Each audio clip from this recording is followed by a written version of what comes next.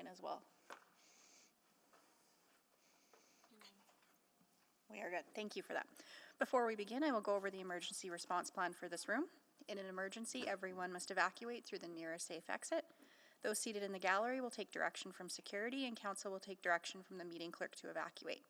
After evacuating the room, please proceed to a stairwell, take the stairs to ground level, and evacuate the building through the doors marked emergency exit, and go to the muster point. Do not take an elevator or walk through the city room. Anyone with limited mobility should identify themselves to security or the meeting clerk during an evacuation, and please speak with security or the meeting clerk if you require first aid. Well, good afternoon, everyone. I would like to call this meeting back to order.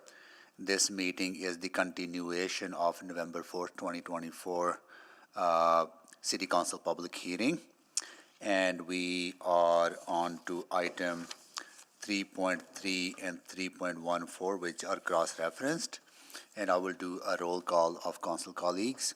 Councillor Wright. Good afternoon. Councillor Knack. Good afternoon. Councillor Prince-Bay. Hello. Councillor Stevenson. Good afternoon. Councillor Briquette. Good afternoon. Councillor Tang. Councillor Hamilton. Hello. Councillor Rutherford. Hello. Councillor Salvador. Good afternoon. Councillor Cartmel. Good afternoon. Councillor Rice. Good afternoon. And Councillor Jans. Councillor Jans? Good afternoon. Okay, Good afternoon. Okay. All right, so we have the quorum. There was a referral motion moved by Councillor Hamilton, right? Now we are on to, so we can ask questions on the referral. We can also ask questions on, because we didn't go to administration for, we did conclude the questions to administration, right? But if there are other questions to administration, we can still ask those as well, right? Yes, Just want to know your the public process. hearing is still open. Yes. Okay, got it. Okay, all right. Okay, Councillor Knack, go ahead, please. Yeah, thank you, Mayor Sohi. I appreciate it. I think the mover did introduce it right at the very end of the night. So You want Councillor Hamilton to make introduction again, just to refresh? I mean, sure, if she's interested. I think my question doesn't necessarily need it, but it might not hurt. So you got 4 minutes and 40 seconds anyways, Councillor Hamilton. Do you want to give me a quick rundown again one more time? Yeah, I feel like the wording may have gotten changed, but so if I refer to my notes, because it was also a really long day yesterday, the community has felt, and I think it's worth asking questions about that community recreational assessment. That and administration did not perform one yet, but we're talking about approving a zoning without having that community recreation needs assessment done already. And so I feel that the community's articulated that it's a chicken before the egg type situation, that there's the risk that city council could, this space is already zoned, but that we could essentially as a body give consent to move forward on something that truly can't be undone. You cannot sort of undo housing once construction starts. That and the community could end up in deficit to what their recreational needs assessment may be. And then the second piece of that is that I think they've also articulated the need for affordable housing. I'm hearing that this site, for many reasons, is not appropriate, but I think that they've spoken to an openness to looking at either other greenfield sites and or appropriation of existing housing in the neighborhood that could be moved into the inventory of affordable housing. So that's where I'll leave it. Appreciate that. Does that count as my round, or can I, since there'd be? No, go ahead, please. This is okay, sorry. no. That was reintroduction of the. Reintroduction, fantastic. Yeah. Okay, well, to the mover, I appreciate that introduction. I like these questions, and I do through the conversation. I think we do probably need to answer them. What I'm hesitating with right now, or where my tension is I'm wondering about the order of operations. And I've heard you suggest, I think part of why you want to make sure this is done as a referral versus say a subsequent is that that risk of going too far down a path and then not being able to undo it. And I'll ask administration and the applicant a few questions about that, but is that sort of the reason why you're looking at this more as a referral versus a subsequent? Because my gut says to me, I would rather answer this question as a subsequent to not prevent any additional work to happening, but also not getting past the point of no return. I think we probably agreeably disagree here, or disagreeably agree. Yeah, I think that there's questions that need to be answered before we proceed with the rezoning. I think there's questions that the neighborhood would like to see answered. And I think there's a fundamentally an honest consideration of an alternative approach to finding affordable housing opportunities in this neighborhood outside of the parkland site. Appreciate that.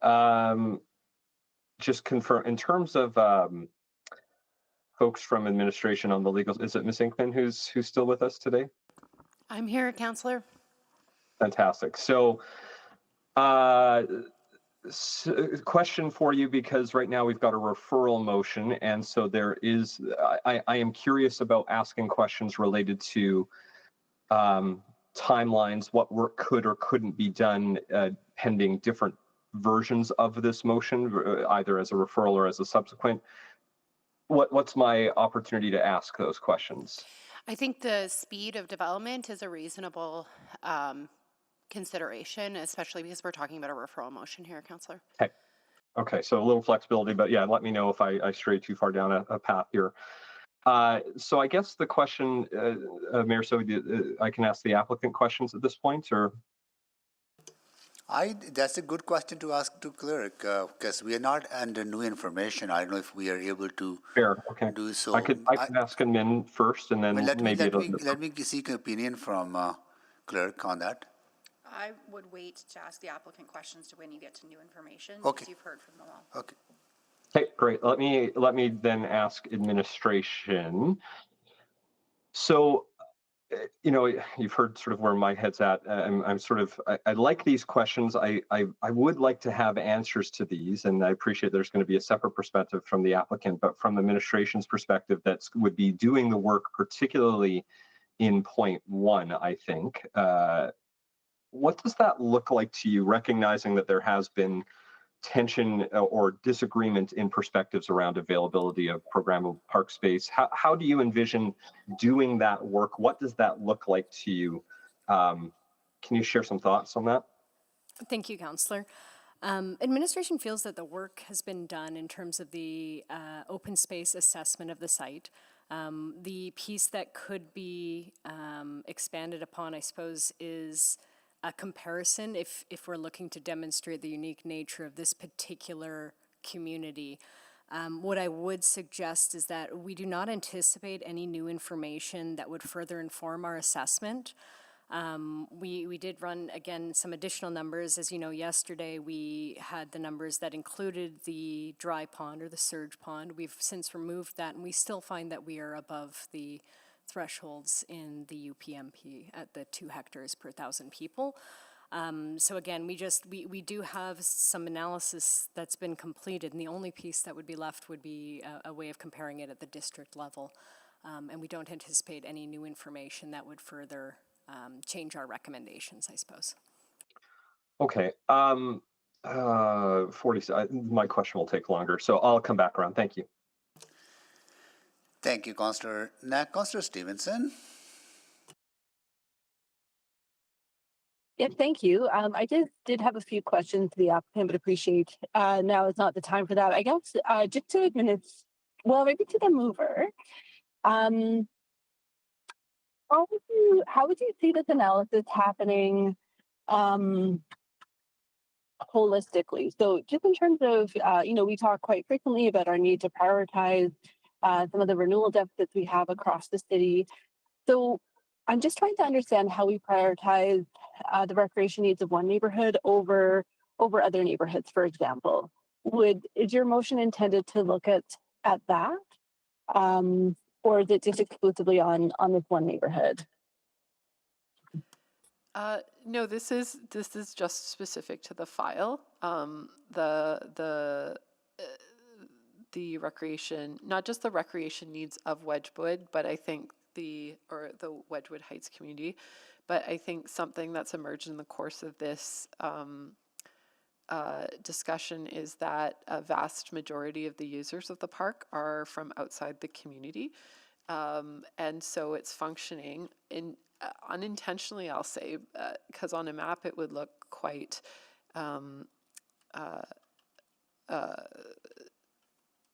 what's the word? If you were to look on a map, it looks quite isolated, but unintentionally it seems to be functioning as a district park where you have folks coming in from even across the Anthony Henday, which I would not have assumed.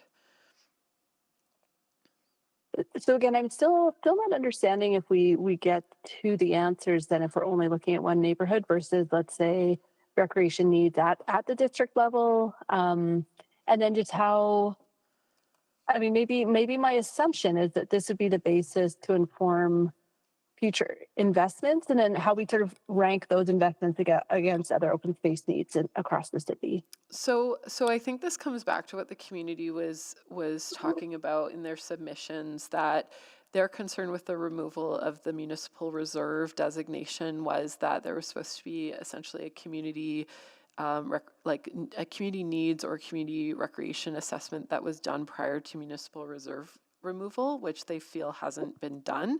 And then also that to their point, and I think that it's worth asking questions about, if there's disposition of municipal reserve, the proceeds from that have to be reinvested back into the community. So I think that, so I think there is an outstanding question from the community on that, whether or not council agrees or disagrees with that. That is what this is meant to cover off. Okay. And again, maybe it's a question to administration. Are we under any obligation to receive proceeds from the sale, I guess, of MR if we're selling it below market? No. Okay. And again, I think I heard earlier from administration that you do feel that you have done that assessment in terms of ensuring that there's adequate remaining park space that meets our UPMP standards.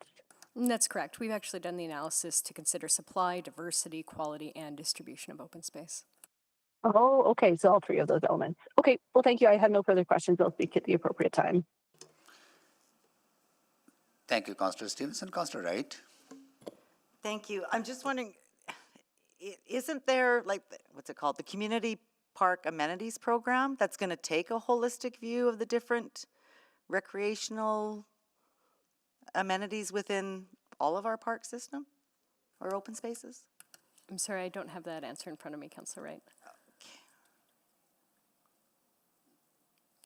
Are you talking about the community needs assessment? Well, yeah, so rather than just doing this one individual needs assessment, isn't there, I thought there was like being a sort of a more holistic view. Through Breathe? Not through Breathe, and I'm looking back to a report from August of last year, the Community Park Amenities Program. Councillor, the Community Parks Framework. I believe that that program refers to how we fund different improvements within the communities and how we match community leagues funds around playgrounds and taking a more equitable and GBA plus approach in terms of how that fund and how that program is offered. In terms of a citywide analysis, that work isn't contemplated in it. What we're looking at in terms of Breathe and Breathe implementation is at a district level and a citywide level, how are all our diversity of park spaces being provided and what's that right level? So Breathe has set the standards in which not every park needs to achieve everything. So different parks have different functions. You have programmable space, celebration spaces, passive spaces, and biodiversity spaces, and it's not intended that every community have an equal amount of each of those spaces to achieve their open space needs. However, that diversity of spaces is captured through the district level, which is what you're hearing through our current analysis in terms of the Wedgwood Park site, that through any calculation that we have, whether it's under the UPMP or the breathe analysis, is that we are meeting the open space needs of the community, both through its localized park system as well as the broader community-wide. And I understand there's tension around the loss of the one piece of programmable space, but in terms of how that decision has come and what's before you, as mentioned yesterday, there is already pre-existing conditions where the MR has been removed on a portion of the site, and so what we're really talking about is moving it and removing a piece and then putting back a piece of equal size into the park site. So just in terms of that overall ecosystem. So it's no more of a loss of that green space than it is today, because they can go and build on there paper, right now. On paper, and we fully recognize that there is a loss of function through how the community is using the space today. But that space historically has been planned for a school site, so there was always going to be a building on there if a school came in, which is the first tenet of the surplus school sites, is that we stick within that building envelope. And so in terms of how the park and the overall neighborhood was planned 20 years ago, there isn't a loss of park space through this application. Okay. And Mr. Ford, you confirmed for me that there's, so if the community group is doing an analysis of open space, there is a plot of land that I'm familiar with on 38th Avenue and 38th Street in the ward that was also sort of put up for sale. Yes, I confirm that, yes. So even though it is showing on our maps right now as, well, as parks or schools, that's no longer going to be open space. It is going to be, it's going to be a school. Yes, it was sold to, I think, the Headway Group in 2022, and at that time the municipal reserve was also removed on the site. Okay. So again, if people are using our city maps for that analysis of open space, that would be inaccurate. Possibly, yes. Okay. Yeah. Okay. Yeah. Okay. That's all I have. Thank you. Thank you. Thank you. Councillor Wright. Councillor Jans? Thank you. I guess to the mover, I just want to clarify the second point there. So what would reducing the footprint look like to you? Would that be a reduction of a number of units? I think that is open to interpretation. I don't think the unit count was ever brought up as a particular issue. It was more of the actual space. Okay. I think the RM16 takes it to 16 meters. And just looking, I'm sorry, I'm looking at the map here. Like, what other sites within Wedgwood would be even possibly suitable for development? So I think the Moonshot site that was discussed was on the TUC. I personally don't see that as being a short-term solution. However, Councillor Stevenson, oh my gosh, I did again. I'm sorry, ladies. Councillor Stevenson pointed out that there is an old road right-of-way on the eastern side of the neighborhood that is residential, and that I don't know if it was ever explored as a potential site. But okay, yeah, if you were to look on the map, that is also it's sort of nested in the middle of the neighborhood. Okay, and again, I think that would be a smaller site. Was it, and I can't remember, was it you who suggested potentially buying residential lots and then rezoning them into affordable housing? Yep. as I think has been done in other neighborhoods. Isn't there a restrictive covenant in the neighborhood though? No, I don't believe so. But you can ask residents on new information, but there's a HOA, but there's no restrictive covenant. Okay. All right. And I guess, do you want to comment on just the delay? You know, we heard from Savita, they're adding 700 families a year to their wait list, 8,700 families and growing. This would delay, if not deep six, the project entirely because of the timeline. So I think that's an interesting point. We're talking about, I think, 50 units here. Something I've also heard from Savita, and they brought up in a previous submission, was that it is really difficult to find homes for families larger than like 3 or 4 because of the way that bedrooms are allocated. So there's also an opportunity here to buy into a neighborhood with no affordable housing, but with a bedroom count, if we're willing to be creative or willing to have the conversation, to get high bedroom count homes in the inventory that can support newcomer families and families with mixed makeup. Okay. Thank you. Thank you, Councillor Jans. Can you move the second round? I'll move second round. Need a seconder? Second. Thank you. Please vote. In favor. Thank you, Councillor Jones.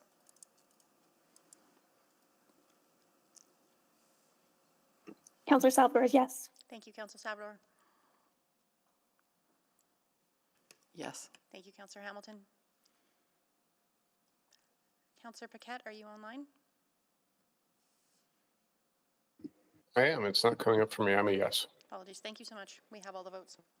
Display the votes, please. That is carried. Councillor Knack. Thanks, Mayor Sohi. First, remind me, I'm going to ask the clerks a process question.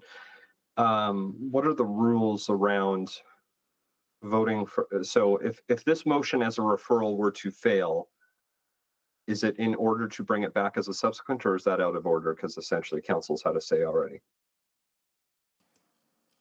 I would go with the latter because if council defeats it as referral as of start, it shouldn't be brought back in the same conversation. Okay.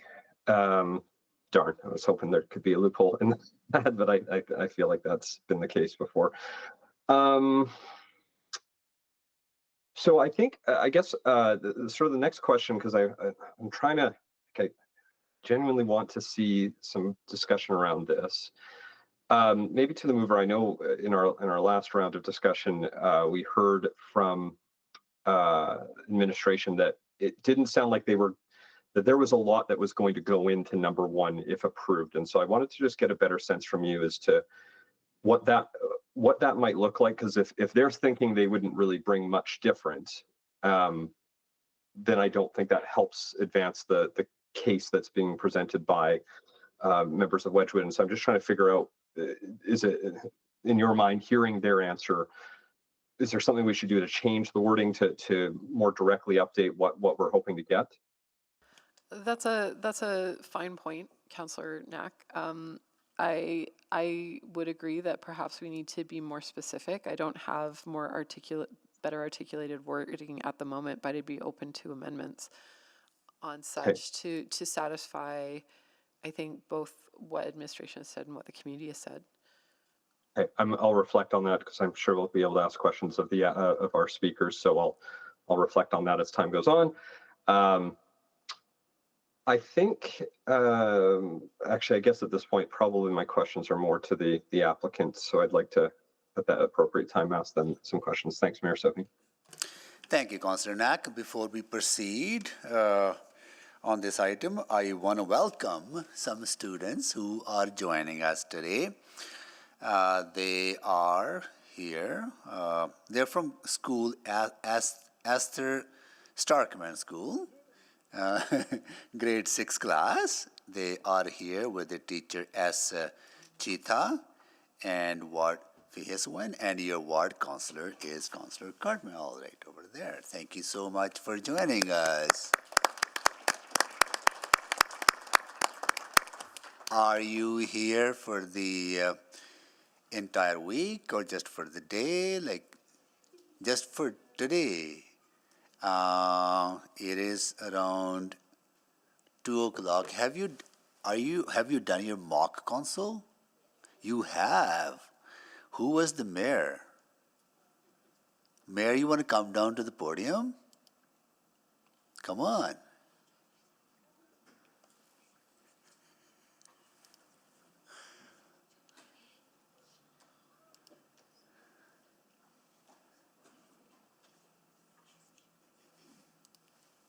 So, your worship, Sorry? okay, Mayor Worship, tell us your name Inez. and tell us the agenda that you discussed. So And what did you discuss? we discussed if the voting age should be lowered to 16 years old. 16, if the voting age be lowered to 16. And what was the decision? The decision was to keep it at 18. Oh, is to keep at 18. Okay. Well, we would love to know, not today, maybe you can send us some notes to through your ward councillor around what were some of the arguments in favor and what were the some points in keeping at 18. So leave that with your teacher to send us some notes on how you arrived at the decision to keep at 18. Thank you so much for joining us, and thank you so much for coming over to the podium. All right, we have concluded the question on the referral, and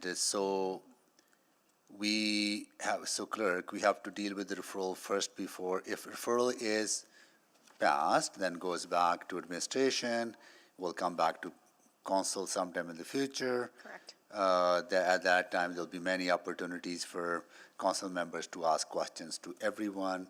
So that ability to ask questions today to rest of the group wouldn't exist today, right? But if it fails, then we go back to the what is administration proposing, and then at that time we'll be able to then council members can ask questions on new information. That's correct. Referral would end the conversation because it's going back to administration and it would return to you in some form at a later date. If not, we continue. Okay. All right. Okay, so we have a referral on the motion now to speak to the referral. So, Councillor Knack, sorry, you need a clear. Sorry, I do just have I want to just double check because I feel like at times we have been able to ask information of the speakers for or against of a referral motion in the past. I remember, I think we're doing that. Maybe I'll go to clerk if we are right in that understanding. If that, then I would actually like to open that opportunity for council members to ask questions on the referral. I would agree. I think you have done that in the past, but I would keep it narrow in scope to the referral. So we will only ask questions to, that will be to applicant, to members of the community who are opposed, and to administration as well, right? Which we did already on the administration. Okay, all right, we'll open that up now. So Councillor Knack, go ahead. Yeah, thank you. I wanted to ask, in this case, I wanted to focus a little bit more on the applicants for this body of work here. So I think number 2 would be sort of the work you would be doing if this were to be approved. Is that sort of, that would be more of your body of work?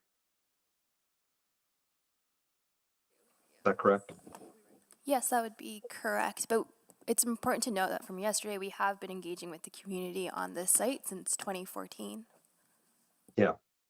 Well, and so I guess, I since I can't see Ms. Inkman, I will just ask this question carefully, and she can stop me if it's inappropriate. But appreciating that we can't talk about sort of the overall half funding, so I'm not going to talk about that. But what I do want to talk about is those alternatives.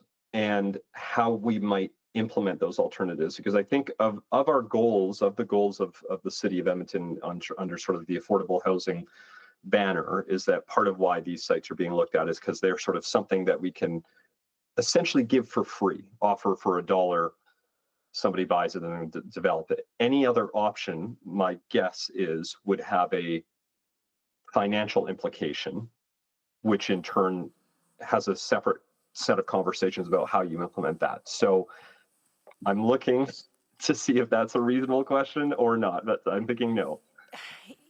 Councillor, I think, as I've discussed in the past in this public hearing, I think talking about economical development of land is a reasonable consideration. But like I said, I would get, I would be careful about getting into the minutia of budgets, costs, how much does this cost, how much does that cost? So I would stay sort of on the higher level, the economics. I think your question about timing is a reasonable, you know, the speed of development is a reasonable consideration. So I would sort of try to stay in that area of the stratosphere rather than getting too deep into the minutia. That's my best advice. Can I ask about the broad economics of alternative sites? Not any one specific site, not any one idea, but just how this group sort of advances that work, or again, it's still probably not relevant to this. Just so I'm clear, so you know the economics of this site versus that site, and why this was sort of chosen over another site here versus there, basically arguments. Is that Yeah, at a high level, because point 2 says go out and explore what some alternatives could be. I would be curious, broadly speaking, around sort of the economics of that. But again, I'm not sure if you feel that is a reasonable question at this point. Well, I think that you know, is site A more economical than site B? You know, the likelihood of development, those sorts of things. If we stay high level with those, I think that those are reasonable questions. I just I caution against getting into the minutia, and I don't control what the applicant says in response. I appreciate it. So you've given me a word that I think I'm going to talk about then, is the likelihood of opportunities. So to the applicant, I guess that is part of the question, because I am intrigued, and we've talked about this as a city, about trying to, not everything has to be a building. Some of these can be that lot by lot approach where you do these different things. I just wanted to get a sense from you as to sort of the likelihood of being able to, I'm guessing the TUC is not very likely, but the likelihood of purchasing, 3 or 4 lots in an area, how that might happen. Have you thought about those ideas, not just here, but sort of citywide? Okay, I can jump in, and I'll try not to get into the specifics. So generally speaking, TUC, I would say that's a no-go. The province generally doesn't let any development go in there. When it comes to buying lots by lots in neighborhoods, we do that as part of our program. We are limited by the financial constraints that the city is facing, particularly in Wedgwood. Property values are very high, so I don't think we would ever be able to afford to just come in and purchase lots at market value, lot by lot. And I would suspect if we did that and bought 3-4 lots in a row and then came back to propose a multifamily site in the middle of someone's block, there would be a lot of opposition towards that as well. In terms of some of the other locations that have been kind of tossed around, the one that's located in the road right of way, we did look at that site.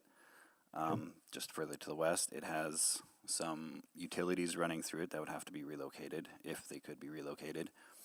It would require I would suspect it would require about 500 meters of road to be upgraded from a rural to urban cross-section, and there's no storm or sanitary utilities in that, so we would have to extend those as well. And then I would imagine the overhead power along the south side of that road would have to be buried. So that site would come with like high level millions of dollars in. Not a time, but thank you. Yeah, I might come around and see. Okay, thank you. Thank you. Councillor Neck, Councillor Jans. Thank you. Just very quickly, if this was to be a school, would we still be doing a parkland assessment for a neighborhood? No. Sorry, I wasn't sure if that was. This is to admin, right? Yeah, and then I guess my question would be,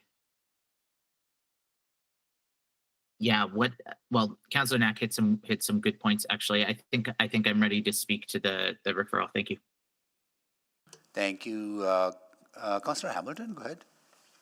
Thank you. I think I want to ask speakers from community, because there was some concern over what the parkland assessment, I think also sort of parallel defined as a community needs assessment would obtain. And maybe that's a question for you in terms of what you are hoping a second look at that might get to in terms of an outcome for the park in Wedgwood.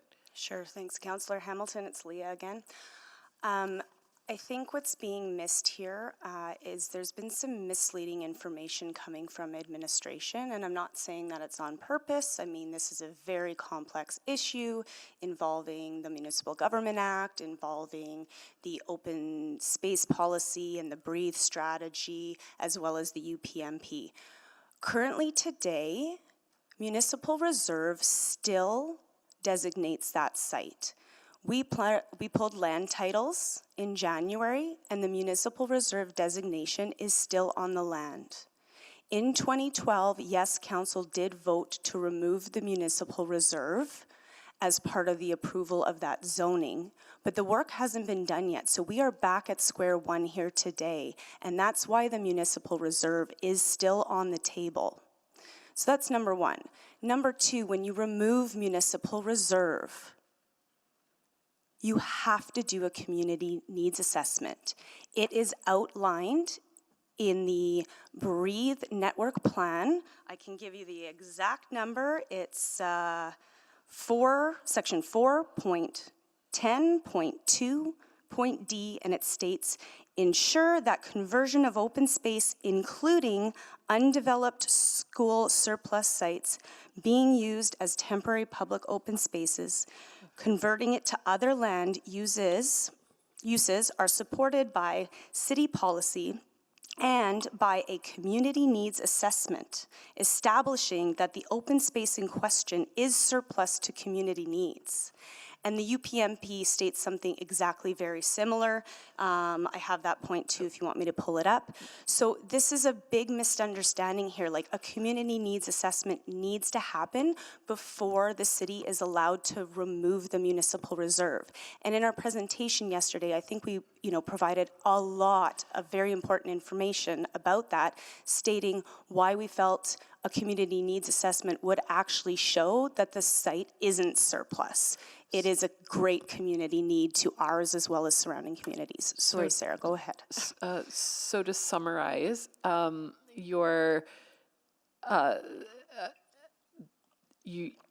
I think that there is and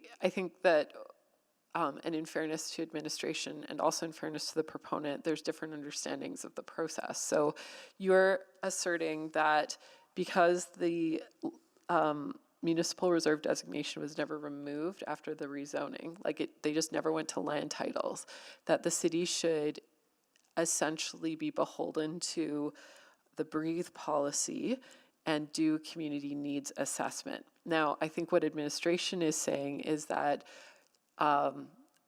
they've done it under the premise that a building, whether a housing or a school, is already there.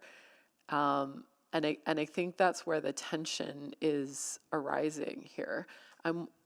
If they were, so are you saying that you would like to see that sort of open space community needs assessment done, sort of reverting to the 2012 question, like if Yes. this space is needed for the community? Yes, like Okay. that's never been done in all the times that we've come to council on this topic, and it's been several. There's never been this community needs assessment, and it is mandatory according to the city's own plans and policies. Okay, so that actually helps clarify point one, that the parkland assessment would be under the premise that asking the question of, does this neighborhood need the green space Yeah. before there's any structure on it? Exactly, that's what we're asking. All right, thank you for the clarification. Thank you, Councillor Hamilton. Councillor Rutherford. Yeah, my questions are also for the community. just looking at this referral motion and point to engage with the public to reduce the footprint. I'm going to focus on that point because I agree with my colleagues. I don't see any immediate opportunity in which the second part of that part 2 can be addressed. But I'm wondering what community's thoughts are on the reduction of the footprint would likely mean a taller building. So how would the community react to that? Thanks, Councillor Rutherford. I'm honestly going to have to go back and state, I know this seems unfair from our community asking for our green space back with not a lot to offer, but that's the whole point of our presentation, is that we are extremely limited in the amount of park space available in our neighborhood. So we're not Summerlee where we have another location that we can move it to. You know, we're not Dunluce. I know you're familiar with Dunluce. There's a lot of space there. We don't have that opportunity to move this large of a footprint anywhere else in the neighborhood. But the other thing is that can't be at the expense of losing our entire community, like 64% of our community park. So we need to get creative. I know Councillor Hamilton's motion here talks about a smaller footprint. That might be something that we discuss, one up along 184th Street, which is the far, just for people that don't know the neighborhood, it's the very far east end of the park, which would leave that large open space in the middle open. But I think in a community like Wedgwood that is so unique and that, you know, the policies and the plans do speak to the fact that some neighborhoods we are going to have to look in a different way. A one-size-fits-all approach is not necessarily going to work, and it doesn't work in Wedgwood. And so we need to get more creative about how the neighborhood of Wedgwood supports housing diversity. And I will note that once upon a time, it's actually in a picture of our neighborhood structure plan, we had 2 areas that were designated for multi-unit housing. And somewhere along the way, and I haven't been able to pin it down, but there was probably a council that approved that single detached could go in there. So, you know, we did have the intention of that diversity to come into our neighborhood, and we still have that intention of diversity to come into our neighborhood, but we need to give the opportunity to be able to do so. And the new zoning that came into play in January really does open up those opportunities for us to consider what we might do with individual lots in this area. And there's also another location. Sorry, go ahead. I know I'm eating up your time. Yes, Apologies. thank you. I need the direct answers to my direct questions because we each only have 5 minutes, just like you do, to present. I don't want to do another round. On that idea of redevelopment, though, this is the challenge. I actually looked at all of the affordable housing projects the city has funded since 2018, and most of them are in neighborhoods that the average income is below 50,000, and it's because the land values in those neighborhoods are less. So the pro forma and the costs to actually build those affordable housing units works. The math works. Right, and can I speak to that? Yeah. So I'm glad you brought that point up, because another point in the MGA and in the city's policies is that you're not allowed to sell this land for $0. When you sell municipal reserve land for anything other than the school or parks, you have to, like, the proceeds go into a fund. And the whole point is that you're removing a benefit from the community, you're removing the park, the benefit of the park. So you kind of replace it by using these funds for park land and recreational needs. And as far as we know, that's what's going to happen. We don't know for sure, though. Yeah, and I can ask those questions either. I think that's a question that can go back to legal based on new information. But my point is, you're talking about this diversity of housing. I'm very skeptical that your neighborhood, based on what I know about your neighborhood, is ripe for either market or non-market opportunities beyond this parcel. Like, that's what I'm struggling with, because I have the empathy about the loss of park space. And you mentioned Dunluce, but I would also highlight that there's been several in the ward that I represent. In fact, there's been 17 housing projects since 2018. And I was many just of them referencing the amount of parkland in Dunluce, like when you're, that surplus know, school but site's not the yes. only location. There's other locations to make. But I know, but I'm mentioning this to you because Yes. other communities have brought the same arguments forward about the loss of usable park space, like in Athlone recently, that we approved as a council. So like, I'm trying to understand what's unique about Wedgwood. That's what I'm grappling with, but I'm out of time. I appreciate That's your. okay. It's the amount of space and what's left, right? It's inappropriate, it's disproportionate. Thank you. The numbers show it. Councillor Stevenson. Yeah, thank you so much. So maybe first to Leah, I just want to get a bit more clarity. So, you know, I have some questions around the financial viability or likelihood of this happening. But if let's say the city were to purchase 4 properties along Weber Close, let's say, and propose a 4-story building, like is that something the community is open to in terms of an alternate location?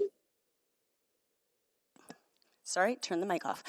So again, I'm here representing a large portion of our community. I could never say for certain. I know for certain that if our park is preserved, I will never be back at council to oppose any development in our neighborhood that's within reason. I know of several people, probably more than that are also in agreement with this statement that I make today. But I'm not responsible for every individual. So yes, the general sentiment, Councillor Stevenson, is that we are willing to look at alternatives of all different types and sizes and places if the park is preserved. Okay, so within reason, like a 4-story apartment located somewhere else in the neighborhood is something you would consider reasonable? Like, and I just ask you, like not to speak for the whole neighborhood. Sure, thank you for allowing me to individualize myself. So again, within it being appropriate, is it butted right up against another house? Is there enough room on that piece of land to have some space in between it? You know, we've been looking at our neighborhood a little bit more closely and kind of found a unique location that actually doesn't have any housing on the site. It is a kind of like tiny wee pocket park, I would almost call it, but definitely opportunity there, and it doesn't butt right up against any houses, so something like that might make sense in that particular location. But it is all about context, for sure. Green space on Wedgwood Crescent that you're referring to? It is on Wedgwood, I want to say it's on Boulevard.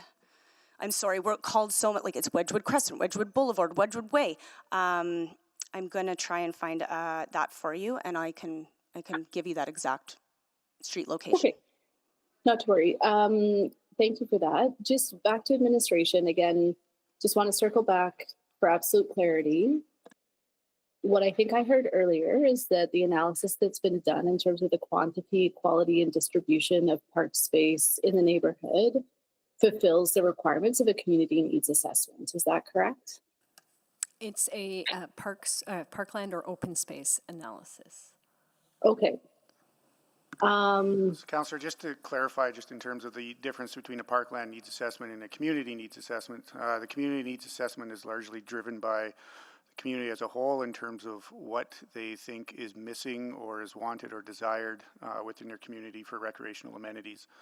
The parkland assessment is a admin-driven assessment of the open space and diversity of open spaces and areas within the neighborhood that is accessible to the community and community at large. So a little bit different in terms of processes, but in terms of informing whether or not there's sufficient open space in this Wedgwood community, our assessment, whether it's the parkland impact assessment or a parkland open space assessment, it is seen as sufficient through the lens of BREATHE and Urban Parks Management Plan. Great, thank you for that clarity. And again, there'd be nothing precluding the community from coming forward in the future to say, hey, you know, instead of the ball diamond, we'd really like to see a soccer pitch. That would also be a possibility moving forward. That option's available to them, Councillor. Great. And again, just want to get clarity. Again, I thought I heard a clear answer before, but we are able to dispose of our MR without recouping dollars because it would be staying for community use, correct? Councillor, there is a process for disposing of MR below market value, and I believe, though not at issue today, that would be a process that would be followed subsequent to this meeting, depending on the direction that came forward. Ah, okay, but there is a legislative framework for that. That's not out of step with allowances. You're correct. There is a framework for that. Yeah. Okay, perfect. Thank you very much. Thank you. Councillor Rutherford, can you take the chair, please? Yes, I have the chair. Thank you. To the applicant, I just want to make sure it's clear to me. You said you can't, province would not allow building in TUC, right? So it's not that it's an absolute for sure no.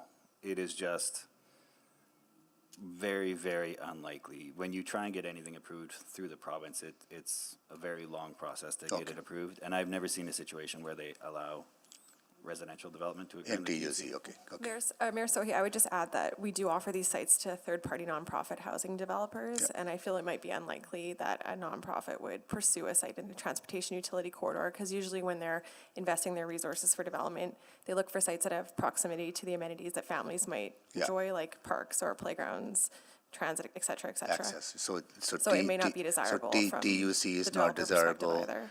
So, and did I also hear you correctly that if lots were available in that community, they would probably be expensive to the point that building affordable housing is not a viable option? Economics won't make sense, right? That's correct. We, like, high level, and haven't done a super detailed dive into this, so take it with a grain of salt, but high level average market rates for properties in the neighborhood are 1.5 million. So, I mean, that's probably not something that the city would be able to afford.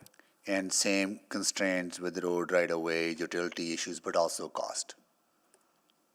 Yeah, it wouldn't be necessarily a property value cost, but it is a cost associated with servicing the land and developing the land. Yeah. Getting it ready for development.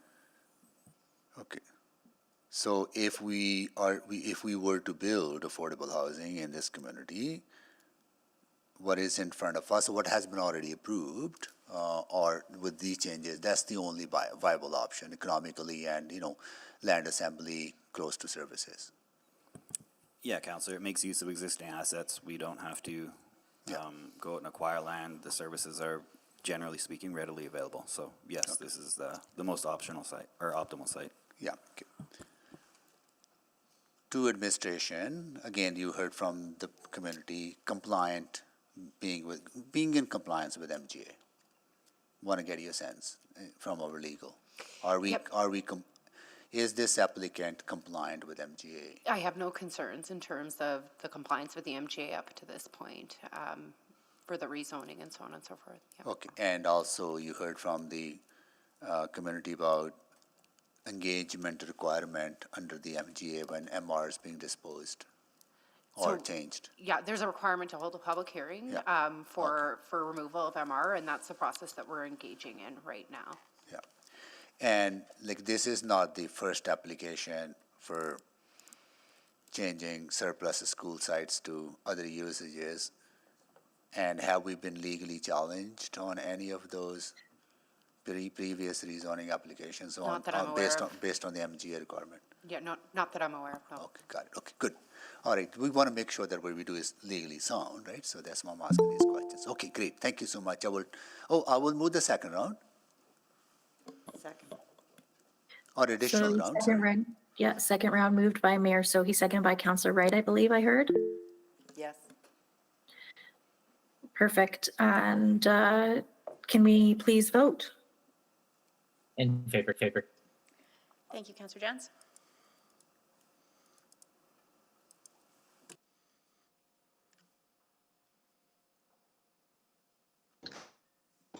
Councillor Rice, yes. Thank you, Councillor Rice. We have all the votes.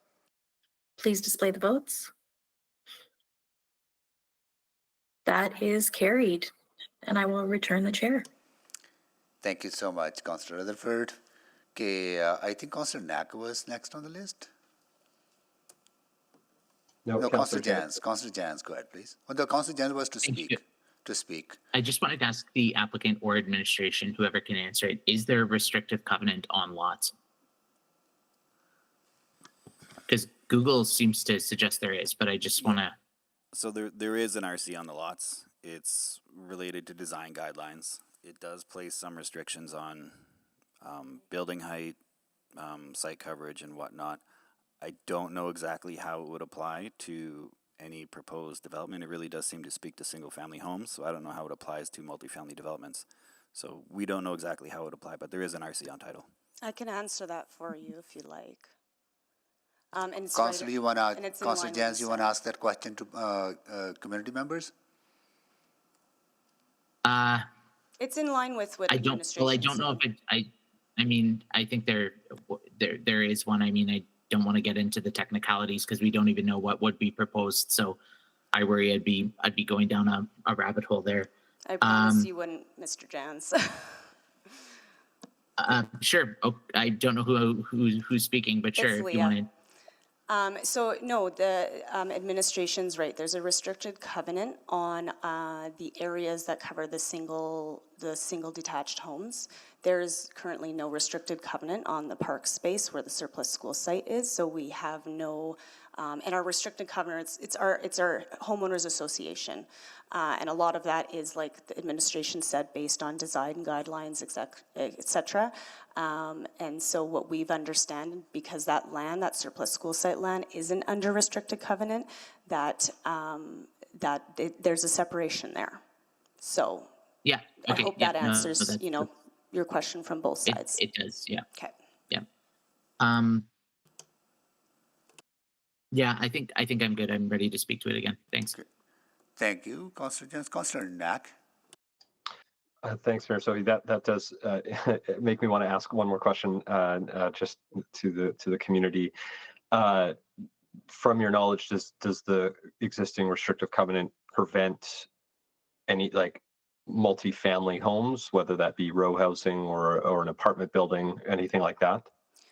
Like I said, in the neighborhood structure plan, Councillor Knack, there were 2 areas that were designated for multi-units. So to my understanding, no, there would not be.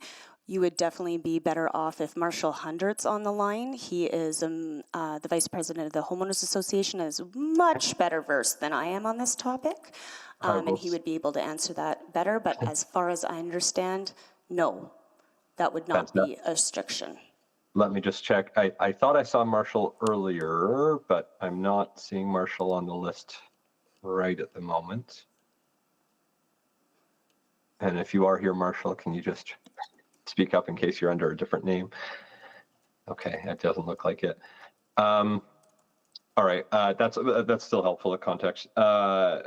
I think the other question I had I appreciate sort of the differentiation between the community assessment and the parkland assessment. So we're going to go back to, well, I guess first to administration.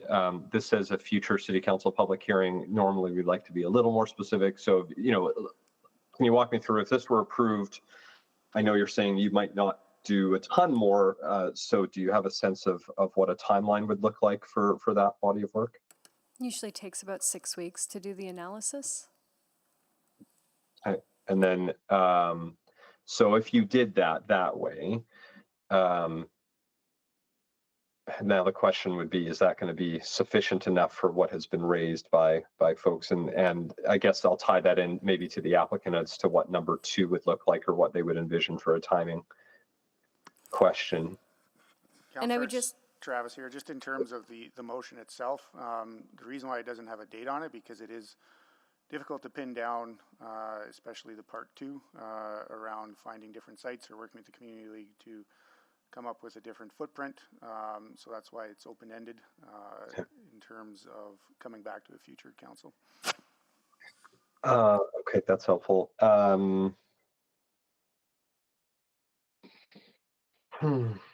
Okay, I think those are all my questions. Thank you. Thank you, Councillor Knack. Councillor Rutherford. Yeah, thank you. I just have a few outstanding questions that I just want to get clarity on from administration. And and specifically administration, I'm not asking the applicant specifically on this one, but the community did reference the breathe policy. Is breathe a policy or is it a strategic document? Strategic document. So it doesn't have any policy. Like, is there any policy that's come out of breathe? Any of the policies that were cited or referenced, have they come out of breathe? Or because they're talking about that's the statement that says that ensure the conversion of open space, including undeveloped surplus school sites, be used for temporary public open space, be supported by that kind of community assessment. Prior to answering that, sorry, I just want to reiterate that this is not currently open space. This is zoned as RMH 16 currently. And the breathe, while it's a strategy document, it's not statutory, but it does provide us guidance through our decision making and did inform what we've brought forward to council and our technical review of the application. That's a really, okay, that's a really good clarity that it was a good reminder for me that this debate today is not about, it's about one site or another, but the rezoning has already been done for this site. That is correct. Now, what about from the new information from community members? I think they mentioned today that they pulled the title and that the municipal reserve designation still does exist, even though Council of 2012 did approve the removal of it. Can you clarify that? Thank you for the opportunity to clarify, Councillor.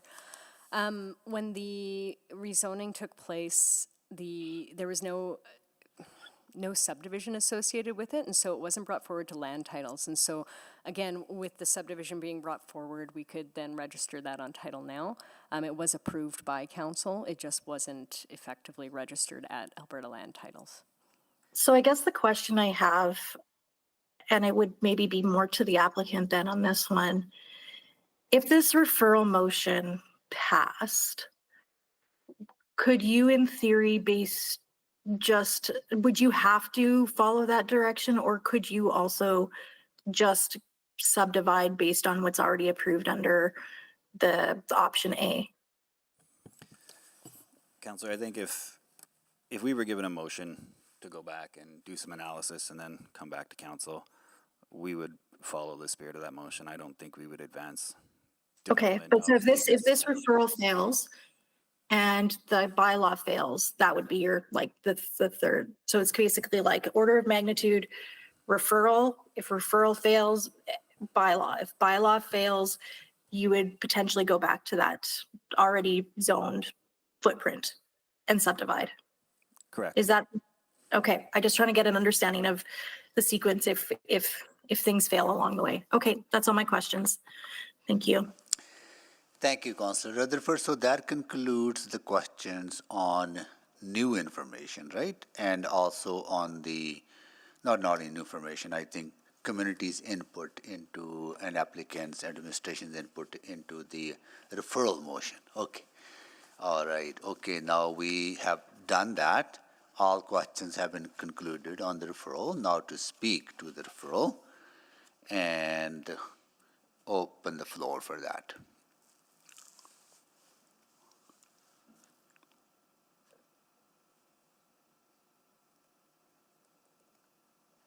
I think Councillor Jans, you wanted to, okay, so here we go. We got it. Okay. Councillor Rutherford. Yeah, thank you so much. I just want to first and foremost say thank you to all the community residents and the effort and time you've put in, the emails that you've sent. I've read the conversation that we've had in the last 2 days has been very enlightening and very insightful, and it's made me flip-flop back and forth many a time. And you have an amazing representative in Councillor Hamilton who has put this motion forward in true reflection of what she's heard from community, and I don't take that lightly. And I mentioned when I was asking my last line of questioning, I mentioned about Athlone. I know at that time I didn't support it for those reasons. I didn't do a referral motion because I didn't want to hold up the potential for an amazing supportive housing project for veterans. So I made the choice at that time with that Athlone site to not do a referral motion, and it did pass. But I did ultimately vote no. So I think in the same line and being consistent with how I've approached things before, I can't support a referral. No matter what my thoughts are on the park space and all of the other conversation we've had, I can't support a referral because I think it's too important to move this along one way or the other. I also am very concerned about the second section of this, talking about the relocate the site to another site. I mean, we're talking about, this has been since 2009, I believe it was, that these were declared surplus, and we're here debating this in 2024. So to me, starting from scratch with the potential for a different site completely, the acquisition of that site, the rezoning of that site, all of the things that would have to go to, we will be here till 2035, again, having the same debate. And I don't want to entertain that at all. So for those reasons, I won't be supporting the referral motion, but completely understand why it's on the table today. It's not a black and white case for sure. And I really appreciate the spirit intent at which community came and shared their concerns and shared their love for a piece of park space, because I've heard those same things from residents that I represent as well. Whether it's allocated or not as something else, it's being used currently as a space that people enjoy and connect and foster leadership in youth and all of those things that I heard. And so I don't take that decision to not support the referral lightly. Thank you. Thank you, Councillor Rutherford. Councillor Stevenson. Yes, thank you very much. Appreciate this referral motion coming forward. And, through the conversation, I just have not found compelling reasons to support this in terms of it resulting in any new findings or likely to be successful alternatives. So again, I think I heard quite clearly from city administration that there has been analysis done, that we've established that there's adequate quantity, quality, and distribution of, or I should say like diversity of open space, availability and quantity and distribution in the neighborhood. So, recognizing that I think there are some great opportunities coming up for the community to look at changes to parkland, to repurpose some of the currently open spaces to better meet the needs of their neighborhood and others. I don't think that this direction through the referral motion is needed, and it also holds up a development that I think is important for our community. For number two as well, I like creative solutions. I like looking at what could be possible, but I just don't see those viable options emerging. The low cost of land is what makes these projects viable and possible. And I think, looking at other alternatives, as creative as we get, I don't see a strong path to another viable project. So for that, I won't be supporting this. Thank you. Thank you, Councillor Stevenson. Councillor Knack. Thanks, Mayor Sohi. This has been like eating away at me for a lot of the conversation. And it's because my issue is not the question being asked in the motion. I actually, I actually do think we need to examine this a little bit differently. But there's a few factors that are sort of throwing off the order of operations for me. I would wholeheartedly support this as a subsequent, because I think that body of work could be done while still allowing other work to go on.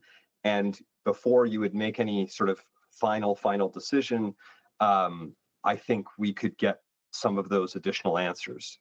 And it's sort of sitting with me because, I appreciate, I know we all got invites and had a chance to go out and sort of meet with folks there on the parcel of land. And, yes, every community is different, every community is special, and we hear that all the time, but there was, to me, this was the one of all of the surplus school sites that we were debating that felt like there were and are some unique considerations that I want to get some more detail on. I think the issue with it being treated as a referral is it sort of ignores, in my mind, the where we are today. This isn't the same as the other surplus school sites in that there's a parcel of land that has a set of zoning that really the question before us, if this referral were not to pass, is do we have the existing option or do we move it a few feet in a different direction? And I hear the community loud and clear that they want to have a discussion more of the initial premise, but I feel like that can be had as part of a subsequent operation and a conversation that would be complete before you would still have a final development occurring. And it's because of the current reality of where the land is and how it's currently zoned, how we currently set it up, that I just don't think a referral is the right tool for this particular question to be answered. So that's why I've been struggling, because I genuinely want this information. I believe, having sat down with the folks there, that they want to genuinely look at these alternatives and come up with these solutions and get answers to these questions. I don't see this as a mechanism to sort of stop anything from happening. And yet I feel there's a better way forward, a better way that we could have that conversation. And the last thing that's sort of sitting in my mind is part of why I'm struggling so much is because I think for me there's a bit of a comparison I have to the Inglewood example, where year after year there were some conversations about park space in that community and what we need to do and different alternatives, and there was some unique considerations there that I felt like when I went through that series of discussions, that was justified to examine a different path. And so I see that's, to me, is why I'm applying sort of a similar lens. I think there are some unique considerations here that would benefit from this. So,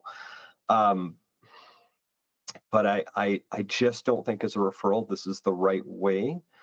And so painfully, I'm not going to support this motion. And I wish that if this weren't to succeed, that we would have the ability to move it as a subsequent, because I would love to move this as a subsequent, but I understand that's not our process. So at this rate, I'm going to have to say no, but there's no joy in that no. Thank you. Thank you, Councillor Knack. Councillor Hamilton to close. Thank you. I appreciate words from my colleagues. Looking back at the original NSP for Wedgwood, it was drafted in 1986, only to be repealed in 2021, when most other NSPs in the city were. I think it was well established by my colleagues that, and by the speakers, who I want to thank for spending so much time with us over the past couple of weeks, but that this wasn't just that there was always going to be a school there. It's that generations of people have essentially moved in and moved out and moved back into the neighborhood while we collectively decided what to do with this space. And if there's one thing I take from the past 2 terms on council, is that these situations are never unavoidable. This is, I know we love to talk about the failures of other orders of government, but this is a process that started in 2009, and folks who moved into that neighborhood before then were expecting to see a school there. And I think it was really incumbent on the many influencers of those decisions to hasten that along, because we all have neighborhoods where this is going to be a pinch point forever and ever and ever. But nonetheless, the land was rezoned in 2012. And then 12 years later, we're actually talking about what to do with it. And I think that has been remarkably unfair to the community. It's been remarkably unfair to the people who came out in 2012 in opposition, because in the absence of being able to let folks have their day and have a discussion and then move forward together, we have created conditions that continue to fracture the community. And in the meantime, a whole new set of folks with young kids have moved in and have been enjoying and programming this green space. So I put this forward in good faith, because the folks who were here in 2012 have literally retired and moved away. And so for the folks that came this time to speak in opposition to both the rezoning and the municipal reserve removal, I respect that these questions have not adequately been answered for them. And I think the challenge with whenever we're doing any kind of infill development, but specifically the city of Edmonton as the developer, and then to add in the very complex layer of affordable housing and a housing crisis conversation, I think we owe a little bit to community to bring them along in terms of not just who their new neighbors are going to be, but how those people enter the community. And we want everyone to come in feeling welcome, feeling like they feeling like they're starting on a good note, on a good foot, and not in doubt of the process that brought people into your neighborhood in the first place. Which isn't to say that administration and the proponent have not done their have not acted in good faith. I don't want to cast aspersions on that, but I think council has an opportunity here to help the community get to a place where they see either where they are partners in the data, and where they're partners in the decision about location.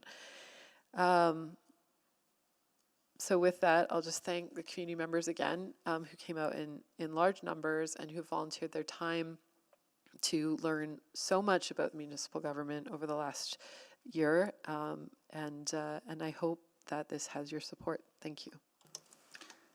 Thank you, Councillor Hamilton. Please vote.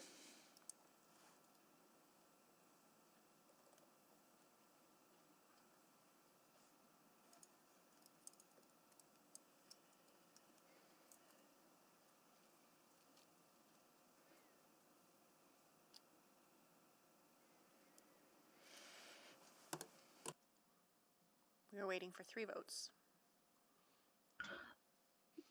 I'm a yes. Thank you, Councillor Rice. I'm a no, it's stuck. Thank you, Councillor Wright. Councillor Paquette. We have all the votes. Display the votes, please. That is defeated. So we are back to the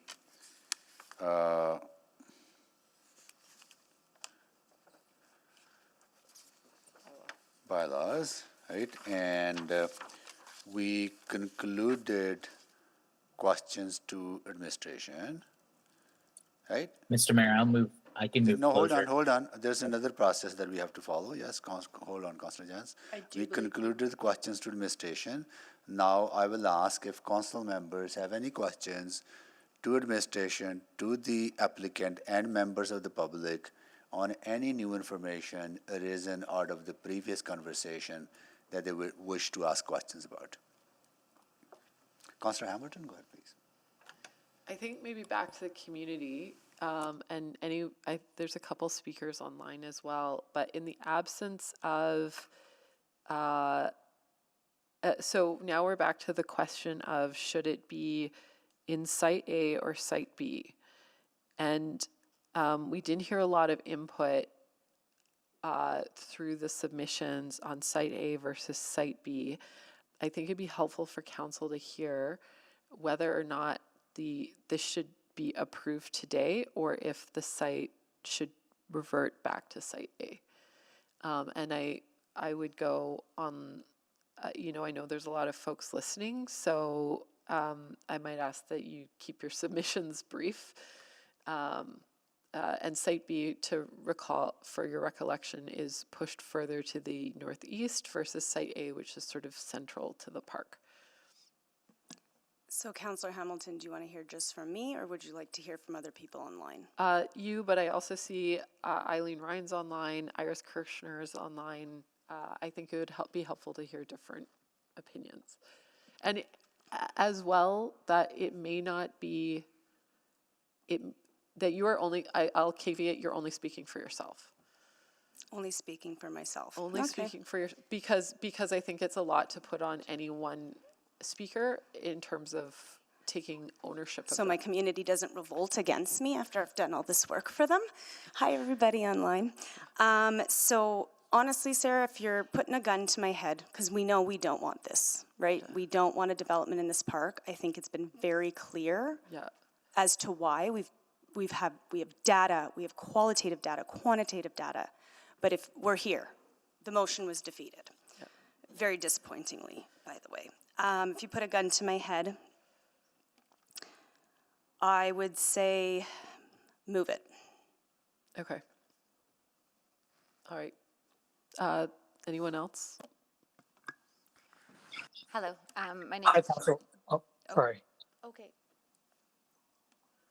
I guess I'll go first. Yep. We purchased our house in 2014. Unfortunately, we're never informed of the change of the municipal reserve to be built on. Our house backs directly onto the proposal of the new MR space. So I am opposed because I did not purchase my house. I know that it was going to be, unfortunately, in the other space, but I did not purchase my house with the knowledge of it being moved to directly behind my property. Saad, you want to go? Thank you, Leah. Good afternoon, respected council, mayor. We have a minute 57. Yes, you know what? I will speak on behalf of myself, though I am the president of Community League. I'm not representing the community at this point in time. On behalf of myself, I would go with Site B. I mean, given the motion, did not go in our favor, I think Site B would be the best possible outcome at this point in time. I'll pass it over to anyone else that needs to speak. Yeah, I agree with that. Unfortunately, I didn't want any building. It had nothing to do with affordable housing. We just did not want to lose that soccer field and all the events that we hold there that benefit so many other communities. But if we have no choice, then I would choose Site B. I think Iris wants to say something. Hi, I'm just speaking on behalf of myself as well. I would also lean towards Site B very reluctantly as you're pushing it closer to Touchmark. I think we're going to have to look at the ravine path now, putting up higher fencing to protect the vulnerable seniors along that side from a huge population that they weren't expecting. I would also like to see consultation start again because this changes the whole aspect of what we were looking at. And truly, we want the green space because it looks like I got my notice today and we're going to lose our green space at Touchmark. We're going to lose our green space over here. It's really sad to see this happening, and there's so many seniors in the area that need the green space. Thanks. Thanks, Iris. There's only about 20 seconds left. I see Peter's online, or this gentleman. I also have something to say. So I'm in favor of leaving the site in the original location. I feel like it's a better location in the center, and it's a little farther away from the houses that are backing onto it. So I would not be in favor of it moving to the new location. Okay, thank you. Councillor Carmel. Yeah, same question, just if there's anybody else that wanted to express a view. It's Peter Levier here. I have no comment. Thank you. Okay, I think that's it. Thank you. Okay, thank you. I do have one more comment. So Councillor Cartmel, you want to? Yeah, I still have some time. Yeah, go ahead, Mr. Siddiqui. Thank you so much for this opportunity, Councillor. I do want to say one thing in regards to the overall engagement, just as a lesson learned. You know, as the president of the Community League, you know, we were told that we got an email from, you know, the administration, which we never received. And engagement needs to be more thoughtful, more meaningful. And we just can't do the bare basics, the bare minimums as an administration. So please, you know, my request is going forward, let's take, you know, a more proactive approach. And again, I also want to thank, you know, some of the councillors that made time with us, that were able to come and visit. But I think when we talk about unique neighborhoods, it's really important that, you know, our respective council members, administration really go out, talk to residents, go door to door, and really engage that community, which again, I strongly believe was very, very lacking throughout this whole process. But again, thank you so much for listening. Thank you. I see Ms. Ryan. Hi there. My name's Eileen Ryan. I hope you can hear me. I'm just outside my office right now. So I'm actually a lawyer, both in Canada and the U.S. And but I grew up in Wedgwood. And one of the things, you know, I definitely want to second what Saeed has just said. You know, in a lot of my consultations with, you know, the city and other people I was involved with in this process, I really saw them very much wanting to stick to technicalities. And, you know, those of you who have spent any time in the law, we know that when it comes to land use and redesignation and designation, we also look at the de facto use that a land site has taken over the period of time. And, you know, I think as Councillor Hamilton mentioned, the original, you know, formation of this subdivision was back in the 80s, and needs have certainly changed over time. And this park has been used, you know, as a de facto park for huge members of the community from the surrounding areas, people coming from the north side, things like that. And I think, you know, that's really important to take a look at that going forward, not just for this site, but for other sites. And I know one of the things that I'm always so proud about Edmonton, whenever I, you know, spend time back home and come back from other places where I'm working, is just, you know, you usually show such a commitment to ensuring that the community has fabulous, fabulous access to parks and community uses that you just don't see in other places. You know, I spent a lot of time working in New York, and New York is so desperate for parks that we've literally built one in the river called Little Island. And, you know, of course, affordable housing is a very, very important goal, and I think the community really recognizes that. But, you know, I would hope going forward there can be really, you know, niche references, niche ways to look at things that are not just following set policies from the past, and really trying to be creative to, you know, welcome everyone and really include all the different perspectives, not just, well, this has been zoned like this, so we're not losing a park because there's no park here. I think that really, you know, violates the spirit and intention of a lot of the policies and acts that have come into play. So that's all that I have to say. In terms of moving the site, I would personally opt to leave it at option A for right now, but I leave it to you guys. Thank you. Thank you. Okay, anyone else, any other new information that we need to ask questions on? Okay, I see none. We are ready to close the public hearing on these bylaws. Sorry, yeah. Yeah, bylaw, please, go ahead. Who would like to move the closing of the public hearing? So moved. Okay, need a seconder, Councillor Wright, right, okay. Please vote. In favor. Thank you, Councillor Jans.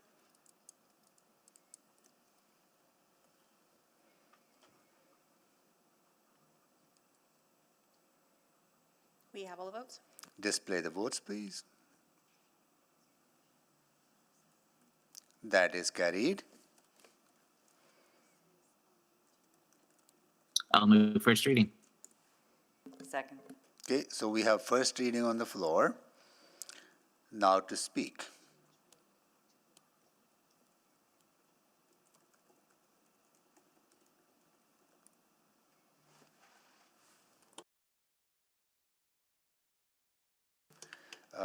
Councillor Hamilton, go ahead, please. I spoke at length over the past couple of days. I wish I could promise to be brief on this one. I'm sorry. I know for a lot of community members, you were hoping to see a referral. You were hoping to defer that decision and have another shot at making the case with respect to how important your park is to your community. And I see that, and I've heard over the past year and in the years before that how important that park is, not just to you, but to people who come from other communities. As someone who grew up in a next neighborhood over, I had lots of friends that lived in that neighborhood and still do, and I walked down a freshly paved Lessard Road. Actually, I rollerbladed down a freshly paved Lessard Road to visit them when no traffic was allowed there yet, which is a special kind of joy as a child, or teenager, I should say. So that's my way of saying I understand how important this is. I've had the pleasure of walking around your community. The decision, unfortunately, before me now is Site A or Site B. And if I were to vote no, it reverts to Site A. And you don't want to underestimate my own leadership here, but if I vote A, it's likely that a lot of my colleagues will also defer to that decision. The principle I'm using, and I really weigh this back and forth because I don't think that there was a lot of contemplation of the A to B question. I think a lot of people just wouldn't want to see it built. But secondary to that is the desire to keep as much of the open park space contiguous as possible. And so I think Site B gets you to that contiguous open space. What we didn't get an opportunity to talk about, though, is what the site permeability looks like, what the site setback versus building setbacks look like. And I think that those are really important questions and details that that I think the housing team would probably be very open to talking about. And we didn't talk about how that position could impact shadowing. So if I'm thinking about what a built structure looks like at 16 meters and the impact in my own imagination, I think Site B is the better site. I know there's going to be people who really don't like that decision, including folks in this room, and I hear that, but it does allow the contiguous park space. And I think depending on how the site is configured within that site envelope, it will or could maintain a semblance of privacy for residents who back onto the current open space. So while I would have liked a different outcome as you, I think for now I'm going to vote B on this. So yes. Thank you. Councillor Stevenson. Yeah, thank you very much, Mr. Mayor. I've been doing a lot of listening and reflecting over this public hearing, and I think what sticks with me most is the testimonials we had from community members about the importance of that space. How it helps them come together, feel connected, and support activities together. I did want to take this opportunity too to bring in some other voices and testimonials that I think are important. So to read out a few, I have hope that I can raise my children in a safe environment. It has provided us with the gift of safety, security, and smiles. I feel so lucky and grateful to be accepted and helped. I have a sense of peace and finally feeling safe. I have a 72-year-old low-income senior, and I can now buy groceries and sleep without any headaches. And these are the voices of people who have finally received affordable housing after being on wait lists for many years, including thousands of children in Edmonton who are currently waiting. And I don't mean to pit one community need against the other. Public space is a vital part of a neighborhood and connecting folks. And for me, what I am excited for is I don't think that this is an either or conversation. It will certainly mean change to how the open space is used. It will mean a change to the configuration, but I still think there are excellent opportunities for a vibrant and active green space in the neighborhood with amenities that I think are the envy of many other neighborhoods. It will be a shift, but I think that the benefits of creating more housing diversity, of bringing in more neighbors, is a really critical one. I think from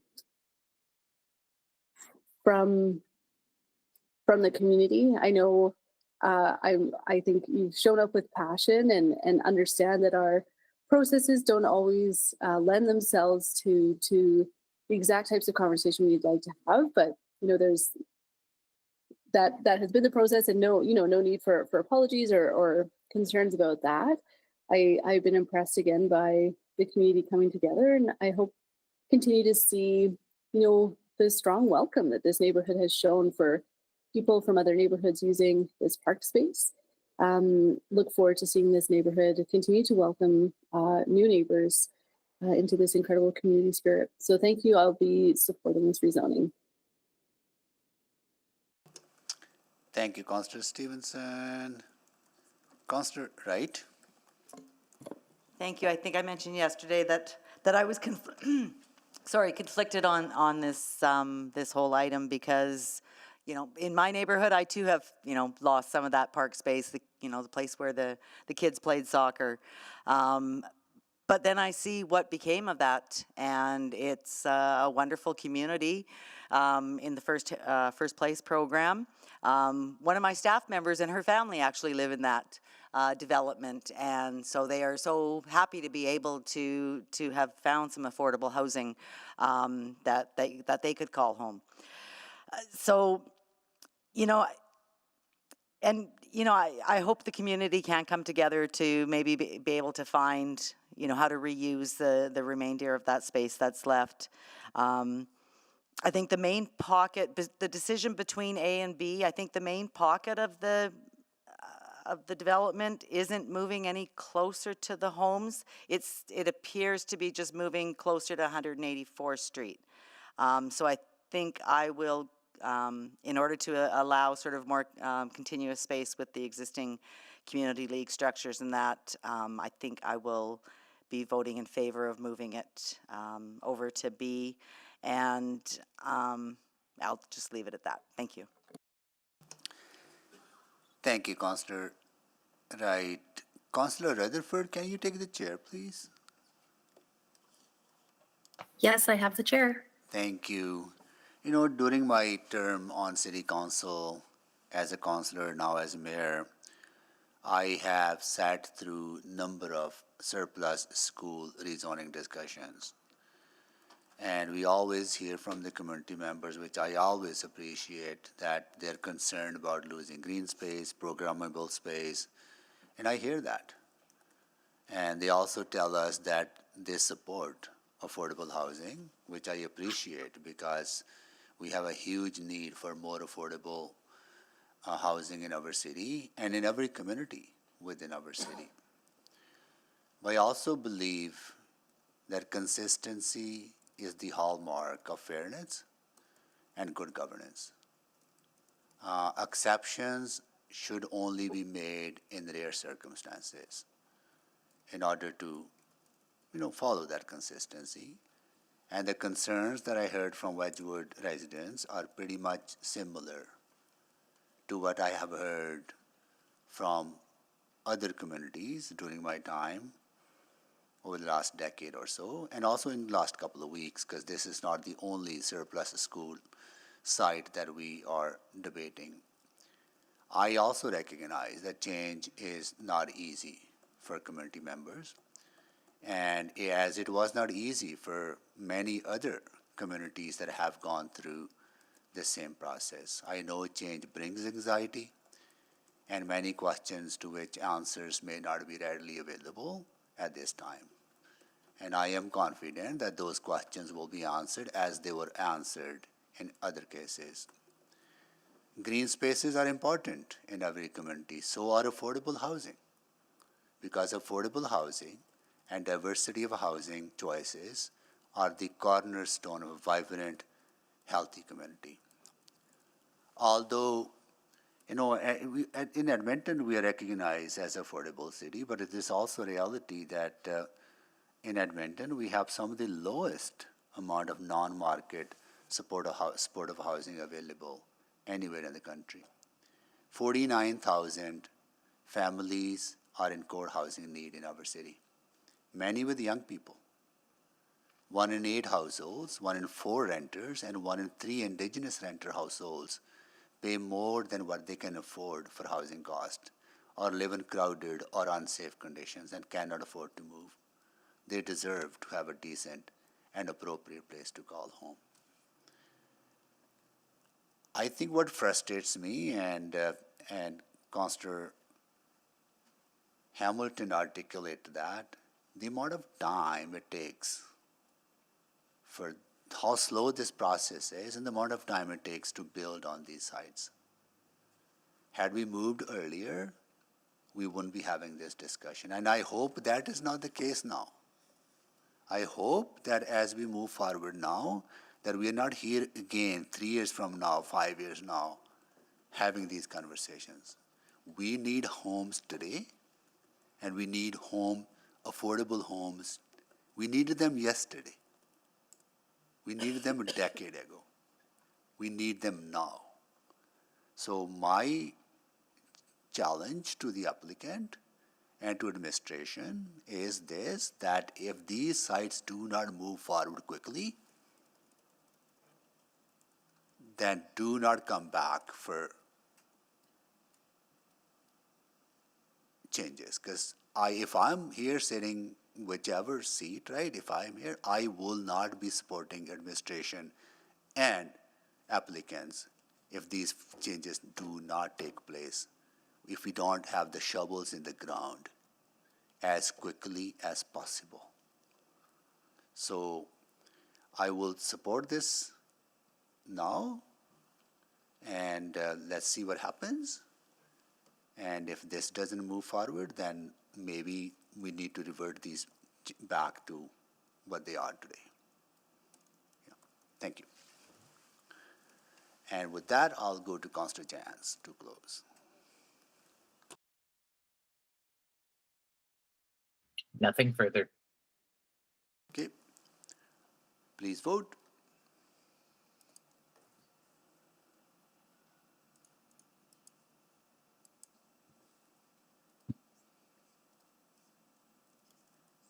In favor. Thank you, Councillor Jones.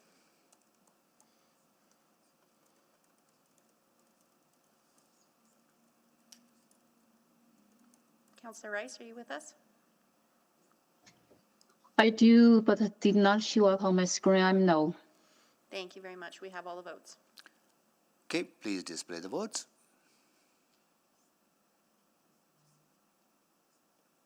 I'll move second reading. That is carried. Second reading. Councillor Wright? Second. Okay, please vote. Yes. Thank you, Councillor Jans.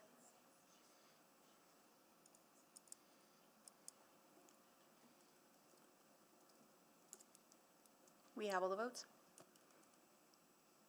Display the votes, please.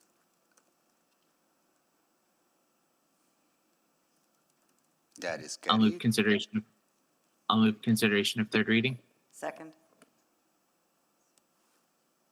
Okay, please vote.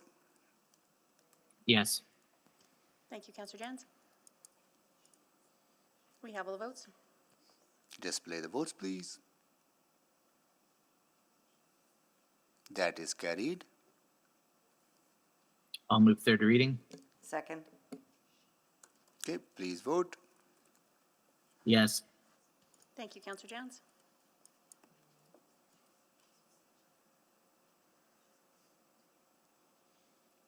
We have all the votes. Okay, display the votes, please. That is carried. Okay. Mayor, can you deal with the recommendation in item 3.13? Yes, yeah. Councillor Jans, you want to move that recommendation, please? 3.13. Yes, I move that as well. Thank you. Councillor Wright? Second. Please vote. Yes. Thank you, Councillor Jans.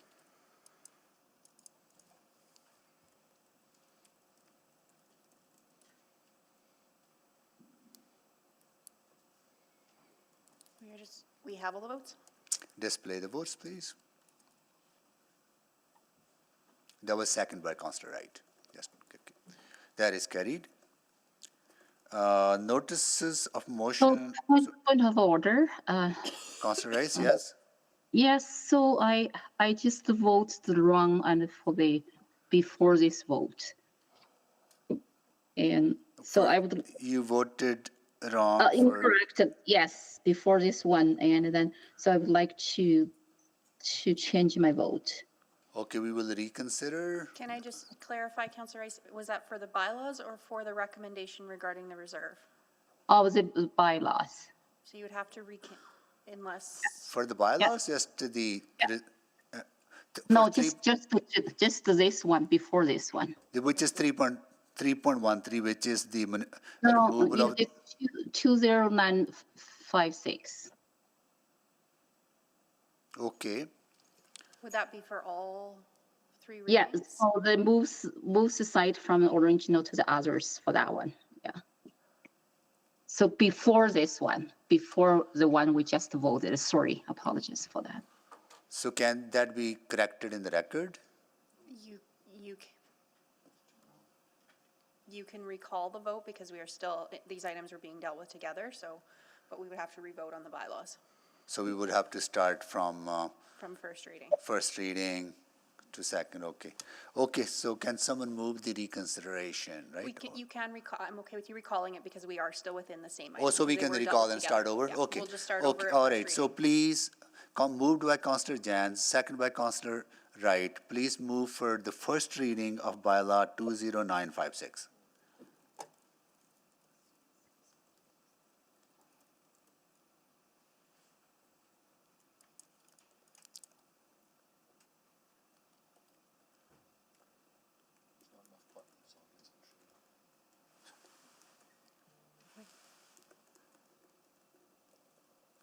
We have all the votes. Display the votes, please. That is carried. Now vote for the second reading, moved by Councillor Jans, second by Councillor Wright.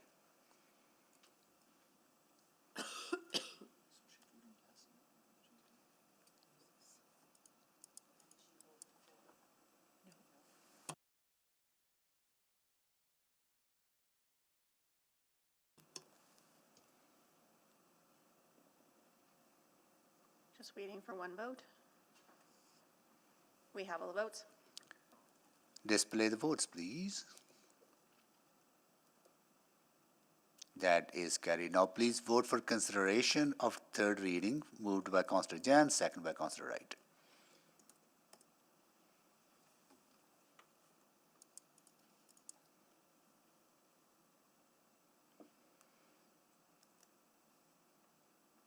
We have all the votes. Display the votes, please.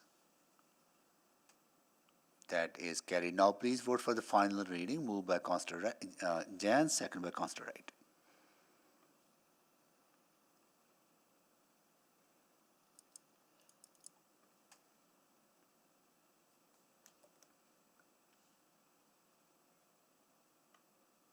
We have all the votes. Display the votes, please. That is carried. And we voted for 313 as well. And any notice of motions or motions without customary notice? Seeing none, we are adjourned.